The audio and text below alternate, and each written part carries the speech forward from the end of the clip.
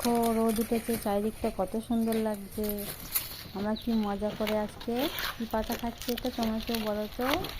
হ্যাঁ, এটা হলো কলা পাতা। আজ আমাদের মালিক আমাদের বাগান থেকে কলা পাতা এনে দিয়েছে। দেখো আমরা কত সুন্দর খাচ্ছি, কেমন লাগছে আমাদের দেখতে।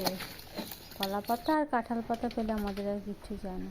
আর এদিকে দুই ভাই একসাথে মিটিং করছে, কি করব না করব, দুজনে একসাথে জুড়ে বসে আছে। দেখো মানুষের মধ্যেও মনে হয় এরকম মিল দেখা যায় না, ভাই ভাই, যেটা পশু পাখিদের মধ্যে আমরা দেখতে পাই। দেখো এদের মধ্যে কোনো রাগ হিংসা অভিমান কিছু নেই।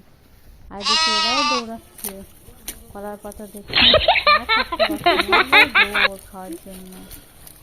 কলার পাতা পেলে আর কিছু চাই। একদিকে কলার পাতা, একদিকে ভুট্টা পাতা, এখন আবার ভুট্টা পাতা খেতে শুরু করেছে। আমি তো তোমার দেখেছি সুন্দর খাচ্ছে। এরা খুব ভালোবাসে খেতে কলার পাতা, ভুট্টা পাতা, তারপরে কাঁঠাল পাতা। কাঁঠাল পাতা পেলে তো আর কিছুই চাই না রে। তবে ভুট্টা পাতাটাও খুব ভালো করে খাই, জন্য ভুট্টা চাষ করা হয় আমাদের।